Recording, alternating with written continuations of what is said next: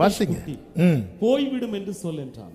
அடுத்த வசனம். அதற்குள்ளாக வானம் மேகங்களினாலும் காற்றினாலும் கருத்து பெருமழை உண்டாயிற்று. நல்ல கவனிங்க. சமுத்திரத்திலிருந்து எழும்பினது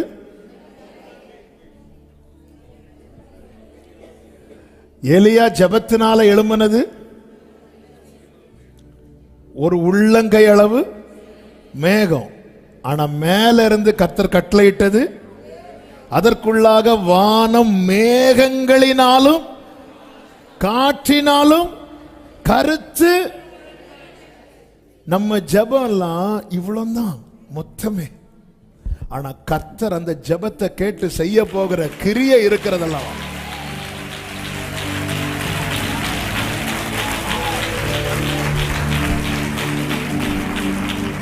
உள்ளங்கைன்னு இதானே இல்ல பாருங்க, மொத்தம் ஜெபம் இவ்வளவுதான்.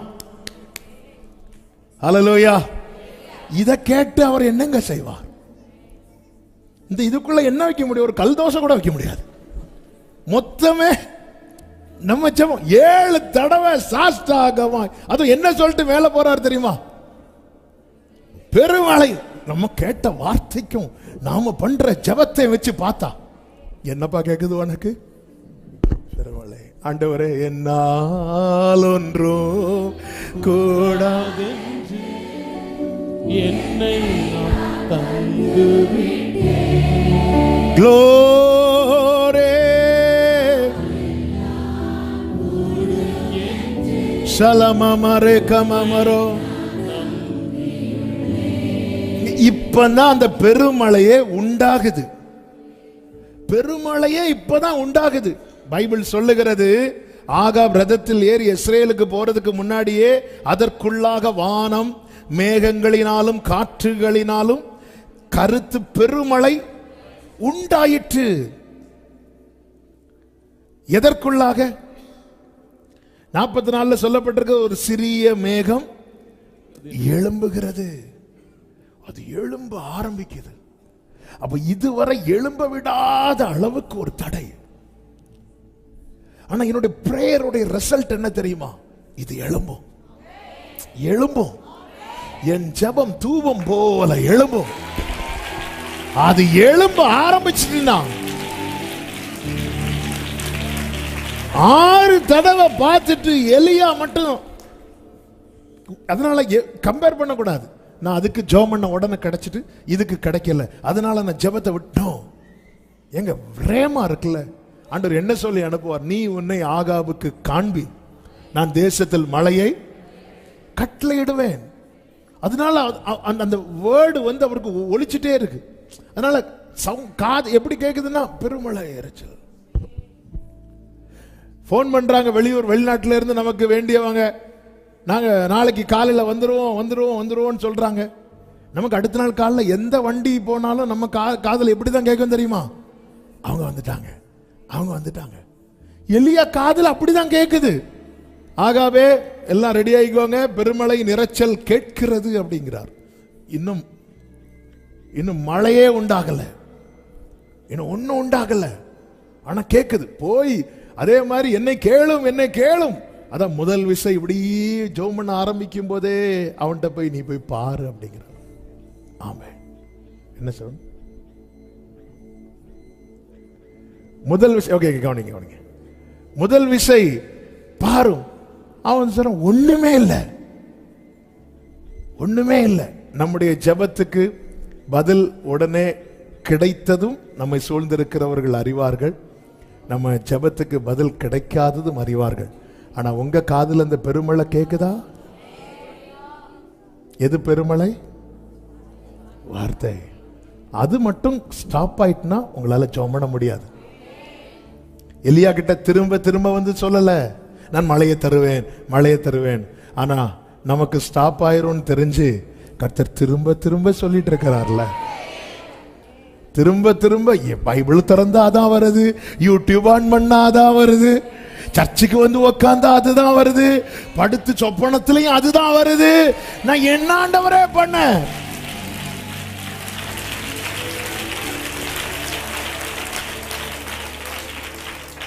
ஹalleluya. சோர்ந்து போகாம ஜெபம் பண்ணிருங்க. சில பிரேயர் ஃபைல் எல்லாம் இன்னைக்கு தட்டி எடுக்க போறீங்க. ஆண்டவரே நான் விட்டாலும் நீங்க விட மாட்டேங்கிறீங்க. கூட இருக்கிறவன் சொல்றான் ஒன்றுமில்லை என்ன. உங்க ஜெபத்தையும் பார்க்கறான், வெளிய சூழ்நிலையும் பார்க்கறான். அவன் தான் சொல்றான் ஒண்ணுமே கிடையாது, ஒண்ணும் கிடையாது சொன்னா திருப்பியும் இவரு சாஷ்டாங்கமா விழுது. எப்படி இருக்கும் அந்த வேலைக்காரனுக்கு? இந்த வயசு காலத்தில் இந்த மனுஷனுக்கு இது தேவையா? ஒழுங்கா சாரிபாத் வீட்டில் அப்பமும் சாப்பிட்டு எடுத்து இருக்க வேண்டியது தானே, இது தேவையா? எல்லாம் சொல்லுவாங்க. உங்க ஜெப லைஃபை பார்த்து நிறைய பேர் இல்லைன்னு சொல்லிட்டு இருக்கிறாங்க. அவங்க வந்து சொல்ல போறாங்க, ஒரு சின்ன சேஞ்ச் தெரியுது, சமுத்திரத்திலிருந்து ஒரு உள்ளங்கை அளவு.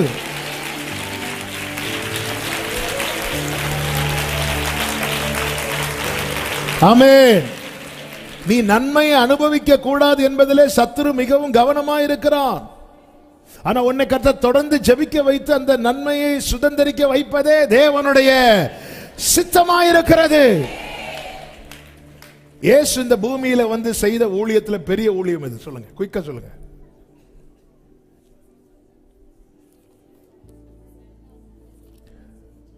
தண்ணீரை ஃபாஸ்டிங் பிரேயர்ல அதெல்லாம் தான் நமக்கு மைண்ட்ல வரும்.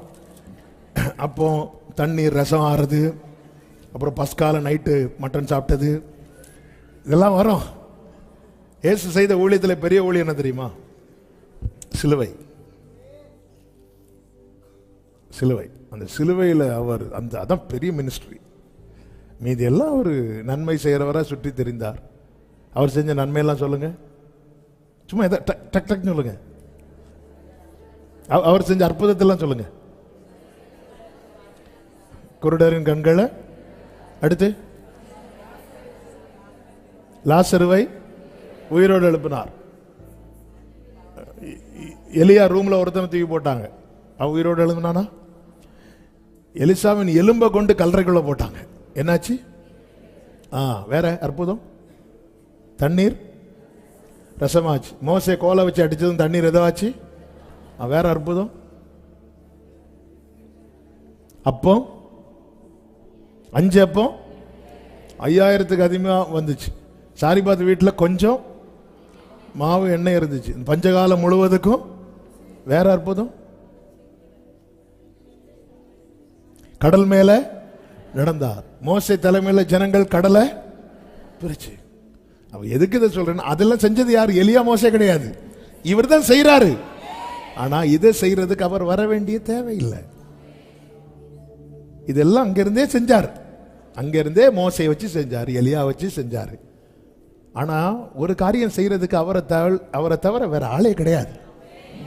அந்த இடத்துல வேற யாரையும் நிக்க வைக்கவே முடியாது. அதுதான் சிலுவையில வெற்றி சிறந்தார்.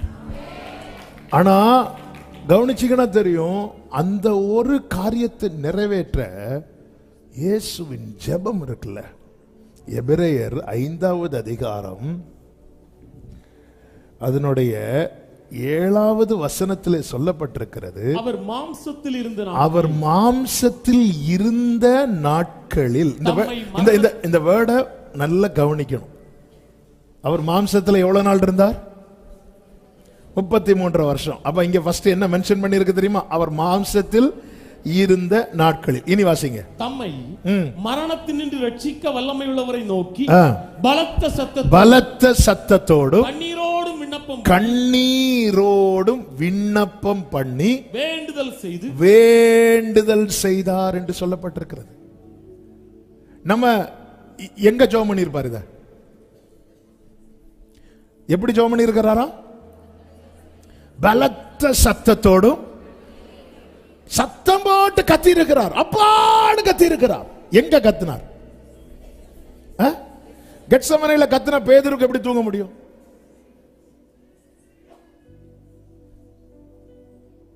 கெத்செமனேல அவருடைய ஜெபம் நமக்கு தெரியுது. இந்த பாத்திரம் என்னை விட்டு, கண்ணீரோடு கத்துறதுன்னா அப்படி நெஞ்சு உடைஞ்சு அழுறது. இதுக்காக இவர் அந்த ஒரு நைட்ல ஜெபம் பண்ணது. அவர் மாம்சத்தில் இருந்த நாட்களில் இந்த ஒரு காரியத்துக்காக அவர் தொடர்ந்து ஜெபம் பண்ணிட்டே வரார். இந்த வியூவில் ஆவியானவர் காண்பித்து தரும்போது தான் நீங்க மார்க் 6 நீங்க வீட்டில் போய் படிங்க. மார்க் 6, மத்தேயு 14:23 நீங்க பார்த்தீங்கன்னா தெரியும். அவர் ஜனங்களை அனுப்பிவிட்டு தனித்து ஜெபம் பண்ண ஒரு மலையின் மேல ஏறி அங்கே அவர் எங்க கத்தணும்னு நினைக்கிறாரோ அங்க தனியா போய் உட்காந்துருவார். அதனாலதான் சீஷர்களை அக்கறைக்கு போக என்ன பண்ணாரா? அவங்க போக மாட்டேங்கிறாங்க. அந்த டைம்ல டயலாக், விசுவாச டயலாக் பேசிட்டு இருப்பார் பேதுரு. யாரிடம் தள்ளி போ, நீ கொஞ்சம் தள்ளி போ, ஆண்டவர் உண்மை விட்டு எனக்கு நீ போ, தயவு செய்து போ, நான் சொல்றத கேளு, நீ போ, துரிதப்படுத்திட்டு இங்க வந்து அப்பா. ஏன்னா அங்க வச்சு சொல்லுவாரு, ஜனங்கள் மேல் மனதுருகி மேய்ப்பன் இல்லாத ஆடுகளை போல இருக்கிறாங்க. அப்ப அந்த ஊழியத்தை நிறைவேற்றணும். என்ன நல்ல மேய்ப்பன் ஆடுகளுக்காக ஜீவனை. அப்போ அதுக்கு என்ன தேவை? ஏன்னா சத்துரு வந்த உடனே அவன் என்ன சொல்றான் தெரியுமா? நீ என்ன என் கூட மிங்கிளாயிரு, என்ன வணங்கிட்டேன்னா நான் எல்லாத்தையும் கொடுத்துட்றேன். நீங்க கவனிச்சீங்கன்னா தெரியும், பேதுருவை பார்த்து எனக்கு பின்னாக இப்போ சாத்தானன் எப்ப சொல்லுவா தெரியுமா? இயேசு தம் பாடு மரணங்களை குறித்து சொல்லும் போது உடனே வந்து அது நடக்கக்கூடாது, அது நடக்கக்கூடாது, அவன் தடுக்க வர்றான், அது நடக்கக்கூடாது. உடனே இயேசு பேதுருவை பார்த்து எனக்கு பின்னாக போ சாத்தானேன்ட்டார். ஏன்னா இதுக்கு இந்த ஊழியத்தை தடுக்கணும். வேற இது எந்த அற்புதம் செய்ய அவன் தடுக்கல, ஆனா இந்த ஊழியத்தை தடுக்கணும். இவர் சிலுவையில மட்டும் மறிச்சிட்டாருன்னா இது தெரிஞ்சுதான் இயேசு என்ன பண்றார் தெரியுமா? மாம்சத்தில் இருந்த நாட்கள் நம்ம எல்லாம் கெத்செமனேல மட்டும் ஜெபம் பண்றதா நினைச்சிட்டு இருக்கிறோம். இந்த ஒரு காரியம், அதனாலதான் பைபிள்ல இருக்க அவர் சிலுவையில் வெற்றி சிறந்தார். வெற்றி சிறந்தார். அங்க ஒரு பெரிய யுத்தம் நடந்திருக்கு. அந்த யுத்தத்தில் சத்துருவின் தலை நசுக்கப்பட்டிருக்கிறது.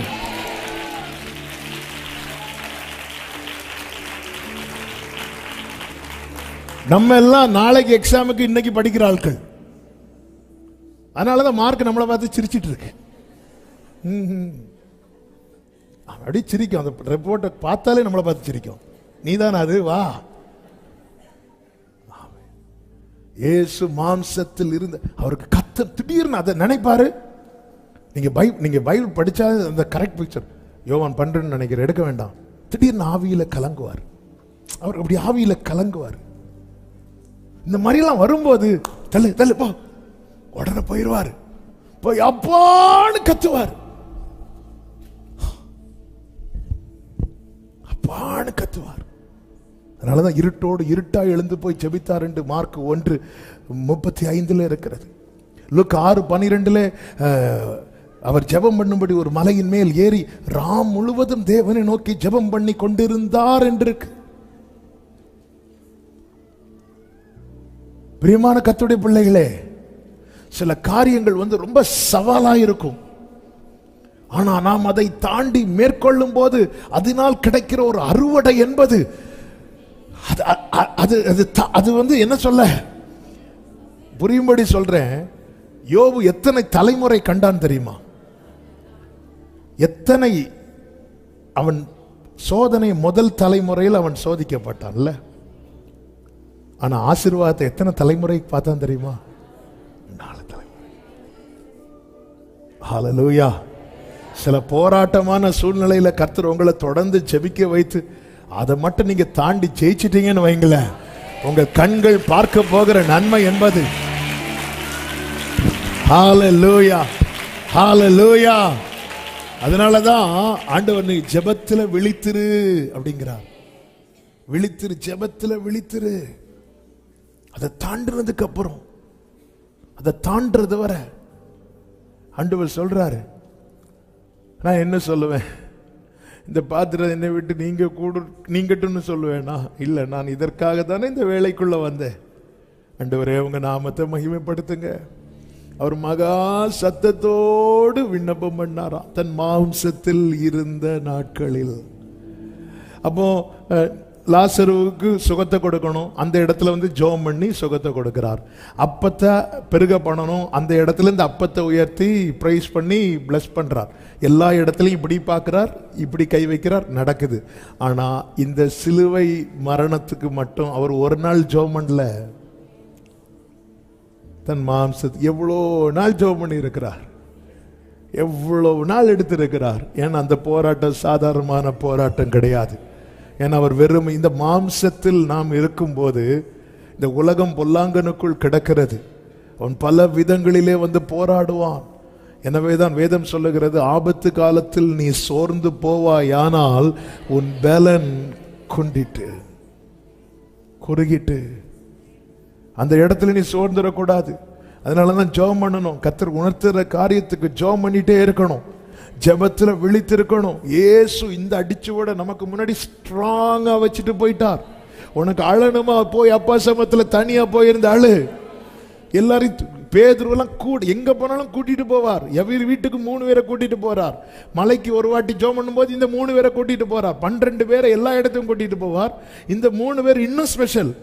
ஆனாலும் அவருக்கு இப்படி சத்தம் போட்டு அழணும்னு வரும்போது கிளம்பு, தனியா போயிருந்து அப்பான்னு கத்துறார். இந்த நெடுநேர ஜெபத்துல நமக்கு பிரேயர் பார்ட்னர்ஸ் தேவை. எல்லாம் ரைட்டு தான், அதையும் தாண்டி தனியா போயிருந்து அழணும், அப்பா கிட்ட அழணும். வேதம் என்ன சொல்லுகிற தெரியுமா? தமது ஆத்ம வருத்தத்தின் பலனை கண்டு திருப்தி அடைந்தார். அதுல ஒரு நிறைவு இருக்குங்க, அதுல ஒரு திருப்தி இருக்கும். நேரம் ரொம்ப வேகமா போகுது. அன்னாளுடைய கண்ணீர் நமக்கு நன்றாய் தெரியும். அன்னாளுடைய ஜெபம் நம் பலமுறை பேசப்பட்ட வேத பகுதி. அதுல நீங்க கவனிச்சீங்கன்னா 1வது அதிகாரம் அதனுடைய 12வது வசனத்தில் எப்படி சொல்லப்பட்டிருக்கிறது? அவள் கர்த்தருடைய சந்நிதியில் வெகு நேரம் விண்ணப்பம்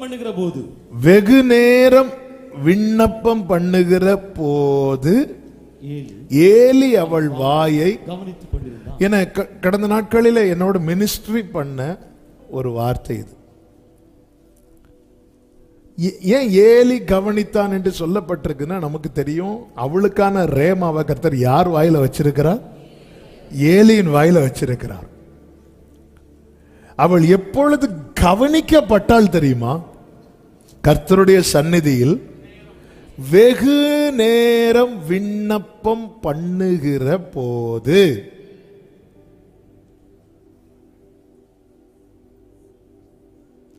நம்ம ஜெபம் கர்த்தர் திரும்பி பார்க்கிறதுக்குள்ள முடிஞ்சிடக்கூடாது. அவள் வெகு நேரம் விண்ணப்பம் பண்ணுகிற போது ஏலி அவள் வாயை கவனித்துக் கொண்டிருந்தான். இந்த அன்னாளை பத்தி நமக்கு தெரியும். எல்கானாவின் மனைவிகளில் ஒருவள் பெனினாள், இன்னொருவள் அன்னாள். அன்னாளுக்கோ பிள்ளை இல்லை என்று சொல்லப்பட்டிருக்கிறது. ஏன் இல்லையா? 5வது வசனத்தில் சொல்லப்பட்டிருக்கிறது, அன்னாளை எல்கானா சிநேகித்தபடியினால் அவளுக்கு இரட்டிப்பான பங்கு கொடுப்பான். கர்த்தரோ அவள் கர்ப்பத்தை அடைத்திருந்தார். கர்த்தர் அவள் கர்ப்பத்தை அடைத்திருந்தார். கர்த்தர் அவள் கர்ப்பத்தை அடைத்தபடியினால் அவளுடைய சக்களத்தி அவள் துக்கப்படும்படியாக அவளை மிகவும் விசனப்படுத்தும். இதுதான் 80வது சங்கீதத்திலே சங்கீதக்காரன் சொல்றான், ஆண்டவரே அயலார் பார்த்து நிந்திக்கிறது மாதிரி சத்துரு பார்த்து பரியாசம் பண்ற மாதிரி என் விண்ணப்பத்துக்கு விரோதமாவே இருக்கிறீங்களே ஆண்டவரே. கர்த்தர் அவள் கற்பத்தை அடைத்தபடியினால் அவளுடைய சக்களத்தை அவள் துக்கப்படும்படி அவளை. ஒரு விஷயத்தை புரிஞ்சுக்கோங்க, கர்த்தர் உங்க வாழ்க்கையில சிலதை அடைக்கிறதுனால உங்களை சிலர் துக்கப்படுத்துறாங்கன்னா அதை அவர்கிட்ட விட்டுருங்க, அவர் பார்த்துப்பார். என் ஆண்டவர் பிரமாணம் கொடுத்தார் மோசேக்கு. அதுல ஒரு பிரமாணம் என்ன தெரியுமா? நீ தீ வைக்கும் போது அந்த தீயினால யாருக்காவது டேமேஜ் ஆச்சுன்னா, ஒருவன் தீ கொளுத்தும் போது அந்த தீ கொளுத்துறதுனால பக்கத்துல யாருக்காவது டேமேஜ் ஆச்சுன்னா அதனுடைய முழு உத்தரவாதம் யார் தான் எடுக்கணும் தெரியுமா? தீயை கொளுத்துறவன் தான் எடுக்கணும். நான் எங்கள் வீட்டில் தீ வைக்கிறேன், அந்த தீ பறந்து போய் காற்றுல பறந்து போய் பக்கத்து வீட்டில் இருக்கிற வைக்கோல் மேலே பட்டு அந்த வைக்கோல்லாம் எரியுதுன்னு வைங்களேன், அந்த உத்தரவாதத்தை யார் எடுக்கணும் தெரியுமா? நான் தான் எடுக்கணும். இது கர்த்தர் கொடுத்த பிரமாணம். என் வாழ்க்கையில கர்த்தர் ஒன்று அடைச்சிருக்கிறாருன்னா அதனால 4 பேர் என்ன பார்த்து பரியாசம் பண்ணுவாங்கன்னா அவர் பார்த்துப்பார். உங்க வாழ்க்கையில சில காரியத்தை கர்த்தர் ஸ்டாப் பண்ணி வச்சிருக்கிறார். அது நிமித்தம் நீங்க துன்பப்படுத்தப்படுறீங்க. உங்களை துன்பப்படுத்துறவங்க அவர் நோட் பண்ணி வச்சிருவார். இந்த பெனினாளுக்கு கிடைத்த பெரிய பனிஷ்மெண்ட் என்ன தெரியுமாங்க? இந்த பெனினாளுக்கு கிடைத்த பெரிய பனிஷ்மெண்ட் என்ன தெரியுமா? பெனினாளுக்கு எத்தனையோ பிள்ளைங்க இருந்தாங்க. ஆனால் அன்னாளுக்கு ஒரு பிள்ளை வரது வர கர்த்தர் வெயிட் பண்ணிட்டு இருக்கிறார் அவன்கிட்ட பேசுறதுக்கு. நமக்கு கொடுக்கப்பட்ட நன்மை என்பது இன்னொருத்தங்களை அற்பமாய் பார்ப்பதற்கு அல்ல. நமக்கு கொடுக்கப்பட்ட நன்மை என்பது கர்த்தருக்கு மகிமை உண்டாக. எனக்கு கொடுக்கப்பட்ட நன்மை நிமித்தம் நான் இன்னொருவரை அற்பமாய் பார்ப்பேன் என்றால் கர்த்தர் தம்முடைய பார்வையிலிருந்து என்னை தள்ளிட்டார்னு அர்த்தம். இந்த பெனினாளுக்கு எவ்வளவு பிள்ளைங்க இருந்தாங்க. ஒரு பிள்ளைய கர்த்தர் தெரிந்தெடுத்தாரா? இல்லை. நமக்கு இருக்கு, இன்னொருத்தங்களுக்கு இல்லை. நம்ம எப்படி பார்க்கிறோங்கிறத கர்த்தர் இருந்து பார்த்துட்டு இருக்கிறார். எனக்கு உங்ககிட்ட இருக்கிற ஆண்டவர் அடைத்தார். ஏன் அடைத்தார்? ஏன் அடைத்தார்? நீங்க கீழே படிக்கும்போது தெரியும். நல்லா புரிஞ்சுக்கோங்க. அவ மேல அழைப்பு இருக்கு, பெனினாள் மேல அழைப்பு இல்லை. அதனால அவளுக்கு எல்லாம், பெனினாளுக்கு எல்லாம் அந்தந்த டைம்ல நடக்குது. ஆனா இவளுக்கு அப்படி இல்லை. அழைக்கப்பட்டவங்களுக்கு எது எப்போ நடக்கணும்னு அவர் தீர்மானிப்பார். பெனினாளுக்கு பிள்ளை பிறக்கிறதுக்கு தடை இல்லை. ஆனா சாமுவேல் வருவதற்கு பெரிய தடை. ஏன்னா சாமுவேல் அன்னாலே உனக்கான வார்த்தை ஏலின் வாயில இருக்கு. அந்த ஏலிக்கான வார்த்தை உனக்கு வரப்போகிற சாமுவேல் வாயில நான் வைக்க போறேன்.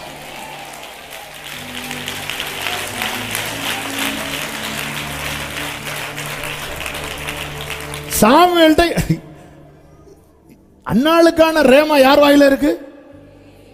அந்த ஏலிக்கும் ஏலி குடும்பத்துக்கான வார்த்தை நீ யார் வாயில கர்த்தர் வைக்க போறார்? ஹalleluya. ஏன் டிலே ஆகுது? சாதாரணதா தராரு அவரு, தரது வெயிட்டா தர போறாரு.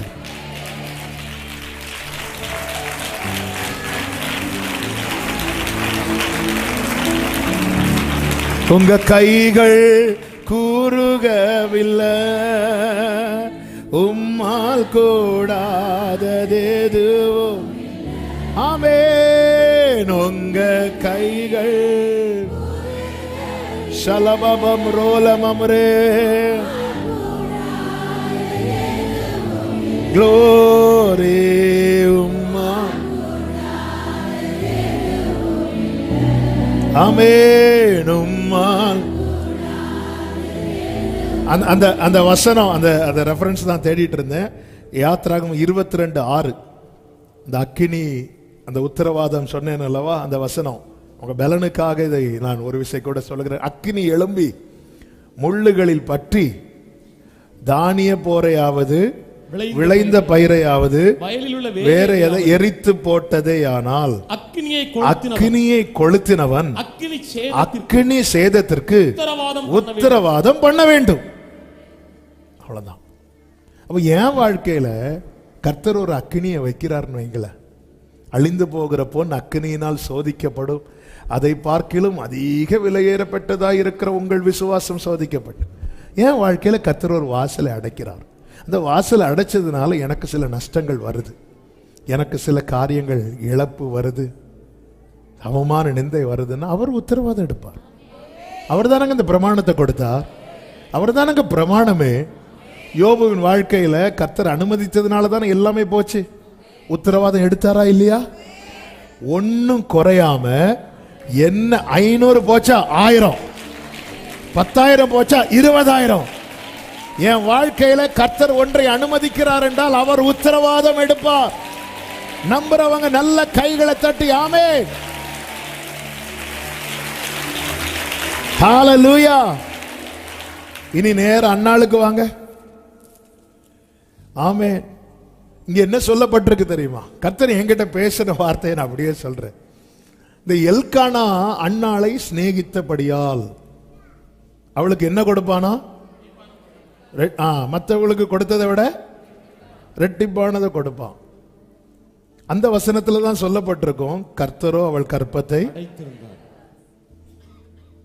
இந்த உலகத்துல நம்ம நேசிக்கிறவங்க இருப்பாங்க, ஆனா அவங்களுக்கு என்னெல்லாம் முடியுமோ அதெல்லாம் கொடுப்பாங்க. நமக்கு வேண்டியதெல்லாம் கொடுப்பாங்களான்னு கேட்டா முடியாது. அவங்களுக்கு முடிகிறதெல்லாம் கொடுப்பாங்க. எல்கானாவால கொடுக்க முடியாததுதான் சாமுவேல். ஏன் ஆண்டவர் எல்கானாவால கொடுக்க முடியல? ஆண்டவர் சொல்றார், அத அவளை நேசிக்கிற நான் கொடுக்கிறேன். பெனினாள் அன்னாள் நான் நேசிக்கிறேன், அடைச்சிட்டு நான் கொடுப்பேன். அவ இதுவரைக்கும் பிள்ளைய யார்கிட்ட கேட்டுட்டு இருக்கிறா தெரியுமா? எல்கானாட்ட. அது வரைக்கும் வாசல் அடைப்பட்டுட்டே இருக்கு. அவ என்கிட்ட கேட்கட்டும். எல்கானா வீட்டுக்கு வரும்போது இவள் என்ன செய்து கொண்டிருப்பாள் தெரியுமா? அழுது கொண்டே இருப்பாள். இதுவரை அவள் கண்ணீரை ஊற்றினது எல்கானாவுக்கு முன்னாடி. எல்கானா சொல்றாரு, ஏன் அழுகிறாய்? எல்கானாக்கு தெரியாத ஏன் அழுறான்னு. தெரியும். ஏன் சாப்பிடாது இருக்கிறாய்? அதாவது சாப்பாடு இருக்குல்ல, அப்புறம் எதுக்கு நீ அழுதுட்டு இருக்க? நமக்கு சோறு தானே முக்கியம் சொல்ற மாதிரி சொல்றாரு. அதான் சாப்பாடு இருக்குல்ல, நீ ஏன் சாப்பிடாம இருக்கிற? அப்படியே அழுதுட்டே பார்க்கிறா. யோ மனுஷா, இவ்வளவு நாளா உனக்கு தெரியலையா நான் சாப்பாடுக்கு அழுதுட்டு இருக்கிறேன்? இப்ப அடுத்து 10 குமாரரை பார்க்கலும் நான் உனக்கு இப்படியே சொல்லுங்க. சில நேரத்தில் நம்மை நோக்கி வருகிற ஆறுதலின் வார்த்தையெல்லாம் கேட்டு கேட்டு தளர்ந்தாச்சு இல்ல? கர்த்தர் இன்னும் உன்னை வைத்திருக்கிறார் அல்லவா? இப்படிதான் அன்னைக்கு கேட்டு பலப்பட்டேன். நான் சும்மா இருந்தாலும் இந்த சக்களத்தி அவன் வேற என்ன பார்த்து, சிலர் பார்த்துருக்கீங்களா, நம்மளை வெறுப்பேத்த அவங்க பிள்ளைகளை கொஞ்சிட்டு இருப்பாங்க. கர்த்தரோ அடைத்தார். அன்னாளே, உனக்கு வெளிப்பட போகிறது என்பது உனக்கு தெரியல. அன்னாளே, இந்த கண்ணீர்லாம் போதாது. நீ நேரா வா சமூகத்தில். வேதம் சொல்லுகிறது, கர்த்தருக்கு மகிமை உண்டாவதாக. 10வது வசனத்தை வாசிங்க. அவள் போய் மனம் கசந்து. 9 பாருங்க, சீலோவாவில் அவர்கள் புசித்து குடித்த பின் அன்னாள் எழுந்திருந்தாள். அவள் போய் மனம் கசந்து மிகவும் அழுது கர்த்தரை நோக்கி விண்ணப்பம் பண்ணினாள். 15வது வசனத்துல அன்னாள் சொல்றா, என் ஆண்டவனே, நான் மன கிளேசம் உள்ள ஸ்திரீ, நான் திராட்சரசமாகிலும் மதுவாகிலும் குடிக்க நான் மன கிளேசம் உள்ள ஸ்திரீ. 16வது வசனம், உம்முடைய அடியாளை பேலியாளின் மகளாக எண்ணாதேயும், மிகுதியான விசாரத்தினாலும் கிளேசத்தினாலும் இந்நேரம் மட்டும் விண்ணப்பம் பண்ணினேன் என்றார். ஏன் என் ஜெபம் இவ்வளவு நீளுது தெரியுமா? மிகுதியான விசாரம், கிளேசம், வருத்தம், வேதனை, இதுக்கெல்லாம் ரீசன் எங்க இருந்து ஆரம்பிச்சது அப்படின்னா, ரீசன் என்ன? ரீசன் ஒண்ணு இல்ல, எல்கானாவால முடியல, இது ஒண்ணுதான் ரீசனா? இல்ல பெனினாள் என்ன கிண்டல் பண்றா. அதுக்கு முன்னாடி எங்க ஆரம்பிச்சு? கர்த்தர் அடைத்தார். கர்த்தர் இப்ப அடைச்சதுனால என்ன நடக்குது தெரியுமா? பெனினாள் நிந்திக்கட்டும், அன்னாலும் எல்கானாவும் கஸ்டின் எழும்பட்டும், ஆனா இப்பொழுது இவள் வெகு நேரம் ஜெபிக்கிறவளாய் மாறுகிறாள். நீங்க நல்ல கவனிச்சீங்கன்னா தெரியும். ஒரு செய்தியில் இந்த வார்த்தையை சொல்லி இருக்கிறேன், இருந்தாலும் சொல்றேன். உண்மையிலே அந்த சிச்சுவேஷன்ல அன்னாளுக்கு மட்டும் குழந்தை இல்லைன்னு இல்லை, கர்த்தருடைய சத்தத்தை கேட்டு சொல்ல ஆண்டவருக்கு அங்க குழந்தை இல்லாத ஒரு நிலைமையில தான் இருந்துச்சு. ரொம்ப நேரம் நம்மளை ஜெபிக்க வைக்கிறது எதுக்கு தெரியுமா? ஏன் வேதனையை கொட்டுறதுக்கு மட்டும் இல்ல, அவருடைய சித்தத்துக்கு உட்பட இவ ஜோம் பண்ணி இப்ப எப்படி கேட்க ஆரம்பிச்சிட்டா தெரியுமா? உமக்கென்று வளர்க்க. நம்ம ஷார்ட் பிரேயர்ல இதெல்லாம் வாங்க முடியாது. இப்போ தேவ திட்டத்துக்கு அவளை கொண்டு வந்துட்டார். எங்க கொண்டு வந்துட்டார்? தேவ ஆண்டவரே உமக்கென்று வளர்க்க. இப்போ அழுறது ஃபுல்லா உமக்கென்று, கண்ணீர் விடுறது உமக்கென்று. அதனாலதான் இயேசு சொல்லி ஆண்டவரே இந்த பாத்திரம் என்னை விட்டு நீங்க கொடுமானால் நீங்கும்படி செய், ஆகல என்னுடைய சித்தத்தின்படி அல்ல உங்க சித்தம். அவர் அழுது அவர் சித்தத்துக்குள்ள வந்துட்டாரு. என்ன ரொம்ப நேரம் ஜெபம் பண்ண வைக்கிறதே அவருடைய சித்தத்துக்குள்ள கொண்டு வர. அண்டியும் அவருடைய தீர்மானத்தின்படி அழைக்கப்பட்டவர்களாய் தேவனிடத்தில் அன்பு கூறுகிறவர்களுக்கு சகலமும் நன்மைக்கு ஏதுவாய்.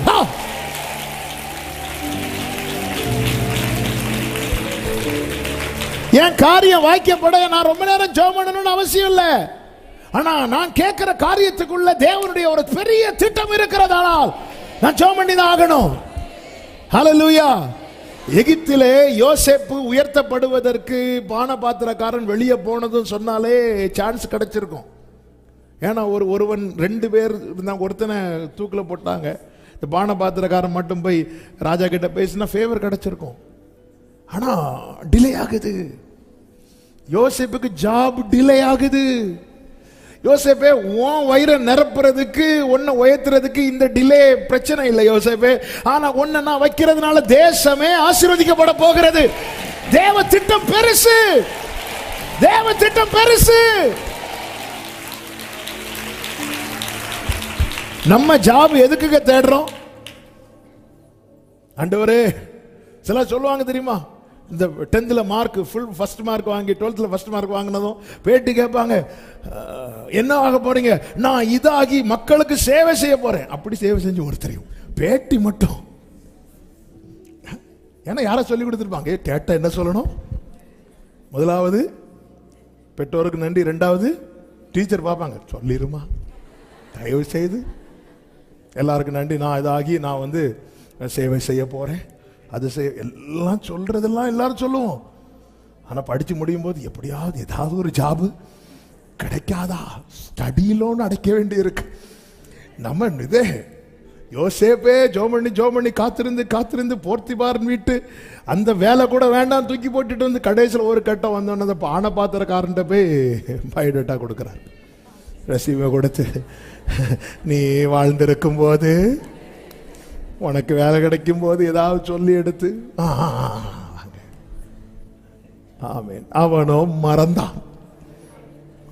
யோசேப்பே மறக்க வைப்பார். ஒன்ன நான் உயர்த்துறது உன் வயிறை நிரப்புறதுக்கு இல்ல.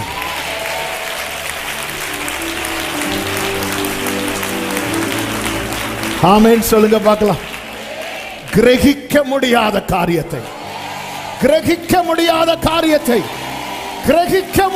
காரியத்தை கர்த்தர் வாழ்க்கையில செய்ய வைக்கவே. ஆமென் சொல்லுங்க பார்க்கலாம். இப்ப அன்னாள் ஜெபம் பண்ணி அன்னாளுக்கு கர்த்தர் சாமுவேலை கொடுக்கிறார். சாமுவேலை வாங்கிட்டு அன்னாள் ஒரு பாட்டு பாடுவார். அந்த பாட்டுல அன்னாள் சொல்ற வார்த்தை தான் அதான் அந்த நிறைவு சொல்ற பாருங்க. 2வது அதிகாரம் 5வது வசனத்துல, திருப்தியா இருந்தவர்கள் அப்பத்துக்காக கூலி வேலை செய்கிறார்கள், பசியா இருந்தவர்களோ இனி பசியா இரார்கள், மலடியா இருந்தவள் 7 என்ன அவ பெற்றது. நீங்க குடும்பத்துல பிரச்சனை உண்டாக்கிறோம்.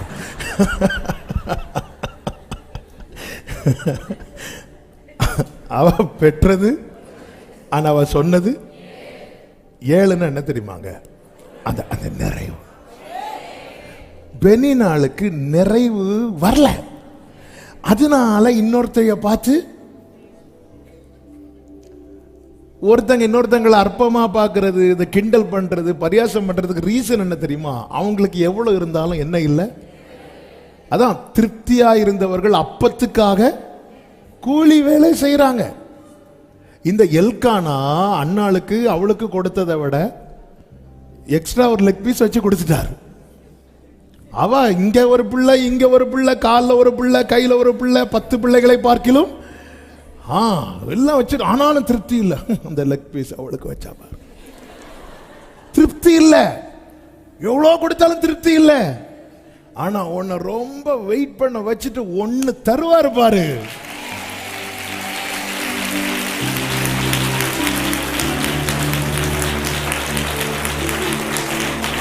அவர் ஒன்ன தந்தாலும் பெஸ்டா தருவார். அவ சொல்ற மலடியா இருந்தவள் 7 பெற்ற. அடுத்த வார்த்தை, அநேகம் பிள்ளைகளை பெற்றவளோ பரட்சியப்பட்டாள். என்ன ஆண்டவர் என்ன ரொம்ப அளவிடுறீங்க. இப்ப உன் வாழ்க்கையில அப்படி ஒரு நாள் நீ பெருமூச்சு விட போற. இயேசுவின் நாமத்தில் இந்த வார்த்தையை தீர்க்க தரிசனமா சொல்றேன். ரொம்ப நாள் கண்ணீரோடு, மன கிளேசத்துல, விசாரத்துல, வேதனையோடு இதை கேட்டுக்கொண்டிருக்கிற ஜெபிக்கிற உள்ளமே, ஒரு நாள் நீ நிம்மதியின் பெருமூச்சு விடும்படிக்கு கர்த்தர் உனக்கு பதில் தர போகிறார். ஆமென் என்று சொல்லுகிறவர்கள் ஹல்லேலூயா. கர்த்தர் நல்லவர். எனவே ஜெபத்தை விட்டு விடாதிருங்கள்.